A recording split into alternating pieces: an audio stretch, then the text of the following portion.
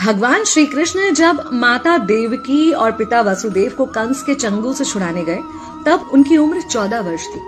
उनकी माता ने उनसे पूछा कि बेटा तुम तो भगवान हो, तो तुम हमें पहले ही कंस के चंगुल से छुड़ा सकते थे, इतनी देर क्यों कर दी? तो कृष्ण जी ने कहा, माता क्या पिछले जन्म में आपने मुझे 14 वर्ष का वनवास नहीं दिया था? माता हैरान रह गई, बोली ये क्या कह रहे हैं आप? तब कृष्ण जी ने बताया कि पिछले जन्म में मैं राम था और आप थी माता कैकेयी और आप ही ने मुझे 14 वर्ष का वनवास दिया था और कर्म फल से कोई नहीं बच सकता माता, इसलिए आपको 14 साल का ये दुख सहना पड़ा।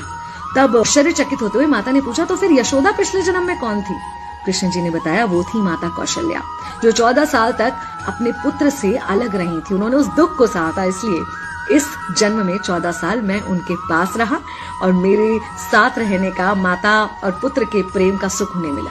कहने का मतलब यह है कि कर्म फल से ना उस युग में कोई बचा था, ना आज कोई बचेगा।